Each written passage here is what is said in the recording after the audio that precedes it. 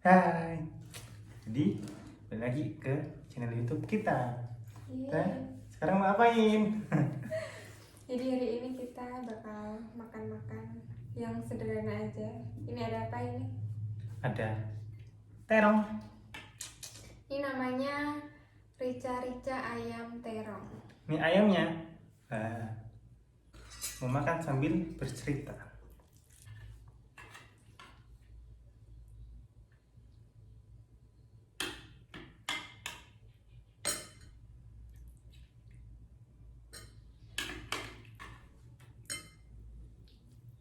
Ayam dan terong. Kan kita berani. Bismillahirrahmanirrahim. Allah memberikan nikmat rezeki dan kemudian amin. Kita makan. Makan. Makan suapan pertama. Haus banget. Minumku ini, kalian tahu kan? Merek apa?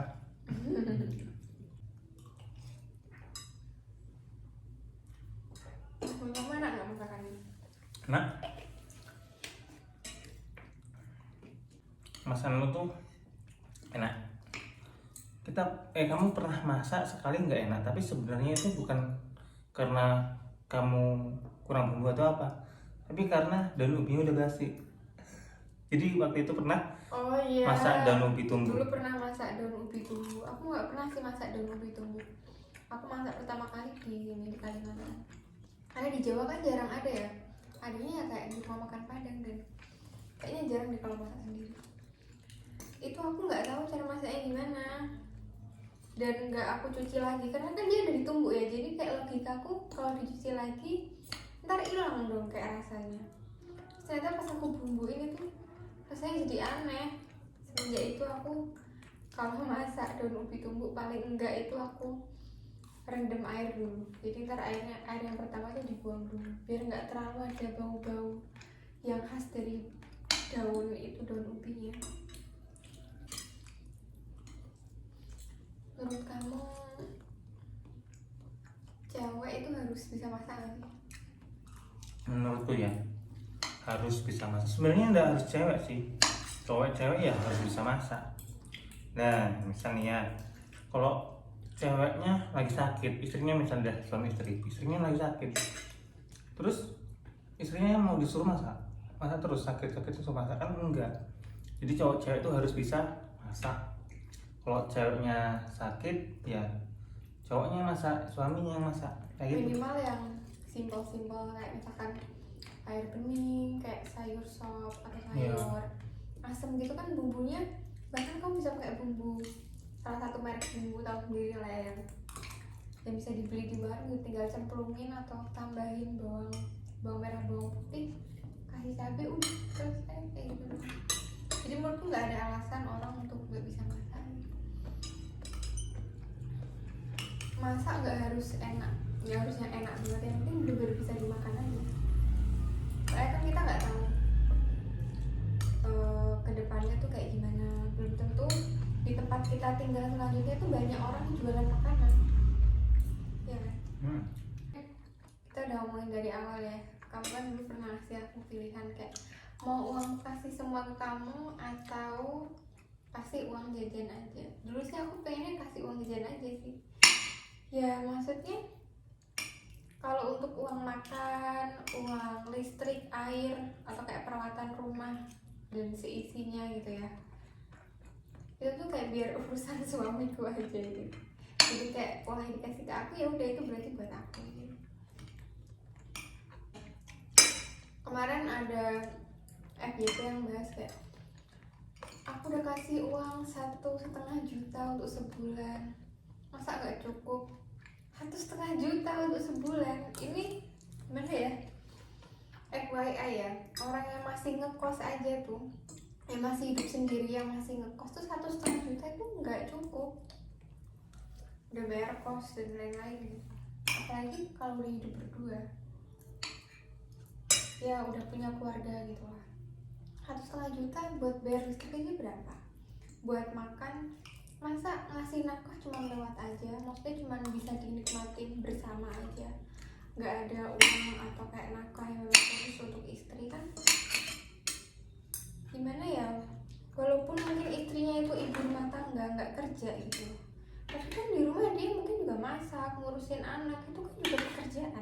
ibu rumah tangga itu kan bahkan termasuk pekerjaan itu. Masa sih dia nggak bisa dapetin selain yang selayaknya manusia yang makan, mandi dan lain-lain gitu. Masa yang kayak skincare atau beli makanan yang mungkin dia suka, yang nggak makan pokok setiap hari, beli baju kayak gitu nggak termasuk di budgetnya kan. Gimana ya, apalagi 1,5 juta itu sebulan tuh. Dulu aku kuliah aja itu nggak cukup guys, padahal aku bukan orang yang gengsi pakai outfit yang harus selalu ganti, yang jalan-jalan kemana-mana. Emang kadang iya, kadang ada yang ngajakin untuk sesekali makan makanan yang agak pricey, terus beli baju yang mungkin sedikit bermerek gitu, tapi kan nggak setiap hari, jadi bukan yang gengsi banget gitu. 1,5 juta mah nggak cukup lah, apalagi buat di Kalimantan. Tapi hidup di Kalimantan murah kan, kayak kita berapa coba kalau aku hitung-hitung ya, hidup di Kalimantan itu murah, biaya makannya cuma 600.000, ya kan? Iya, 600.000 biaya makan di Kalimantan. Soalnya kan sayurnya bawa sendiri.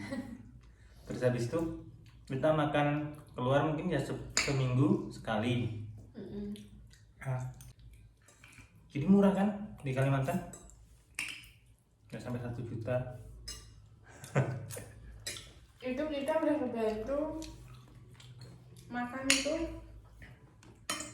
hampir nggak masuk hitungan gitu, karena bahan-bahannya itu kita ambil karena kan ada warung. Bayangin kalau misalkan nggak punya warung,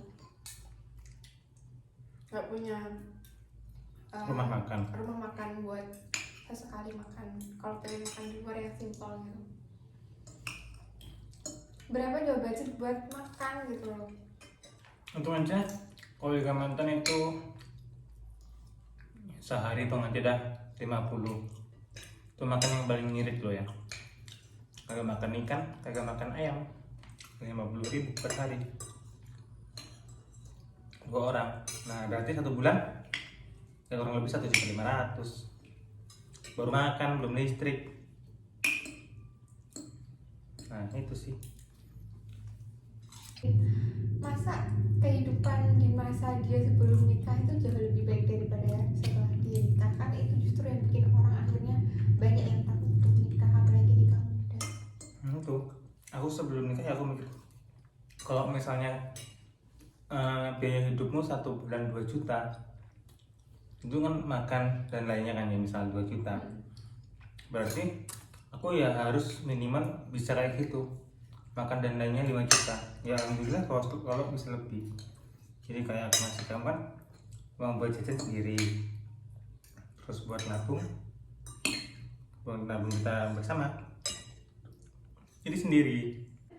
Nggak ngeluarin budget kecuali makan di luar. Itu pun kalau makan di luar pengen yang aneh-aneh, kayak misalkan pengen nge-grill, makan sushi, atau kayak pengen makanan Chinese atau makanan Jepang, Korea dan lain-lain, itu baru ngeluarin budget. Kalau masih makanan Indonesia, makanan Padang, makanan kayak pecel ayam dan lain-lain, itu nggak ngeluarin budget gini gitu. Isu. Nggak semua makanan tuh dijual di sini. Jadi nggak misalnya pengen makan apa ya nggak dijual ya. Pokoknya yang jarang ada orang jual di sini lah. Atau mungkin orang di sini jual tapi rasanya kurang enak, kayak misalkan seblak lah ya. Kalau di Kalimantan tuh bukannya ngejelekin atau gimana, cuman kan menurutku sih aku belum nemu seblak yang enak di sini sih. Jadi yang bikin sendiri. Jadi kalau kayak mertua-mertua di luar sana tuh ngerasain masakan menantunya tuh kayak, wah enak nih masakan menantuku, enak banget, sering-sering bikinin atau sering-sering masakin. Tapi beda guys kalau mertua aku guys, wah enak nih masakannya, kita bikin rumah makan. Gak sanggup kalau harus nge-handle rumah makan. Maksudnya kalau untuk saat ini aku belum sanggup sih. Ya. Mungkin oke lah kalau kayak bikin bumbu terus yang masak kayak harus apa sih ngatur karyawan gitu, masaknya gimana, cuman kayaknya berat banget sih. Tapi kayaknya kalau yang walaupun kita yang buat bumbu terus masak karyawan kan tangan orang beda-beda, jadi rasanya beda. Jadi nggak perlu ngerasa kayak ih tuh kan bisa masak malah jadi disuruh-suruh, bisa masak malah kayak dimanfaatin buat suruh masak.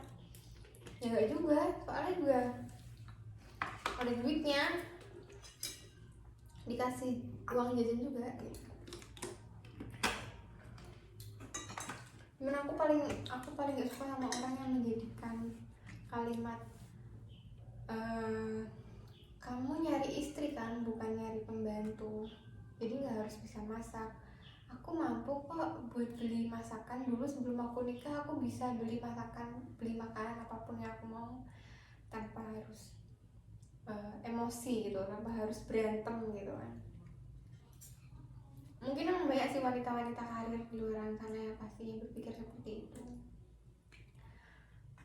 Apalagi kan mereka pasti kehidupan di rumahnya itu kan pasti lebih sedikit daripada di luar maupun di kantor kan. Dan menurut aku masak itu nggak bikin kamu jadi pembantu, ya kan? Bahkan ada kebahagiaan sendiri kalau kamu bisa masak, terus orang suka sama masakan kamu, muji masakan kamu enak, itu senang banget pastinya. Karena aku juga kayak gitu. Apalagi sampai kayak dipamer-pamerin, oh ini loh masakannya, ini loh enak banget, kesini kayak gitu kan. Loh, ini ternyata enak banget kayak gitu. Bangga aja gitu jadinya, ternyata rasa yang menurut aku enak itu juga enak di lidah orang lain gitu, gak cuma di lidah aku doang. Jadi ibuku tuh kalau ini lagi masak langsung pamer deh ke pelanggannya yang biasa belanja pagi-pagi, sini ayo sini, ini masaknya Inul, enak ini. Habis itu langsung datang, langsung tahu-tahu tinggal dikit masak lagi dah. Walaupun mungkin sekarang kamu belum bisa masak, tapi kan bisa belajar. Gak harus yang aneh-aneh dulu aja begitu. Karena menurut aku semua orang yang bisa ngerasain rasa enak harusnya dia bisa masak gitu, karena tahu kan, oh ini kurang asin nih, berarti kan kurang garam. Kalau ini kurang pedes nih, aku suka yang pedes, jadi kan dia kurang cabai. Harusnya kalau orang bisa tahu seleranya, orang juga bisa masak untuk seleranya. Oh iya harusnya. Karena jujur aja aku tuh nggak pernah diajarin masak. Aku yang ikut-ikut aja gitu sama orang tua aku, tapi nggak pernah yang bener-bener diajarin, oh gini mbak, ini bumbunya ini, hampir nggak pernah. Aku kalau lihat-lihat resep ya udah lihat-lihat dari TikTok ataupun YouTube, habis itu ya udah aku sesuaikan sama selera aku gitu. Kalau aku ya diajarin awalnya, ini bumbunya, tapi lama-lama yang penting apa bisa dimakan itu bumbu normal, ya udah campur aja, yang penting enak. Kayak gitu sih. Jadi masak itu juga kayak gitu. Jadi kalau kamu bisa masak ya berarti kamu punya nilai plus yang lebih gitu. Betul sekali. Dan lagi kan someday kalau memang kamu pengen punya anak gitu ya, memang, dan punya anak itu tuh bakal jadi suatu kerinduan tersendiri gitu loh buat anak kamu. Kalau misalkan dia udah kuliah kayak aduh kangen masakannya mama dan lain-lain. Soalnya aku dulu juga kayak gitu, kangen sama masakan ibu aku, apalagi sekarang kan udah beda pulau, gara-gara suka kangen. Dan kalau kangen ya kita masak sendiri yang biasa ibuku masakin. Dulu kan teman kamu juga ada yang kayak gitu kan, yang suruh orang tuanya masak, anak bener-bener pengen ngerasain masakan ibunya gitu. Guruku dia cerita kalau dia itu awalnya nggak bisa masak. Dia ngomong ke suaminya, kamu mau cari, kalau nggak salah nih ya, seingatku ini, kamu mau cari pembantu atau mau cari istri, soalnya aku nggak bisa masak. Terus dia nggak bisa masak, sampai dia tuh anaknya pengen ayam goreng tapi ibunya yang masak gitu. Nah, akhirnya ibunya terpaksa masak dan anaknya suka juga, terus akhirnya dia jadi pandai masak. Seperti itu. Semua tuh proses masak. Mana ya, nggak mungkin sih orang bisa masak pasti bisa masak. Yang penting mau belajar. Oke, sekian video makan sambil ngobrol-ngobrol kita. Sampai ketemu di video lainnya. Dadah.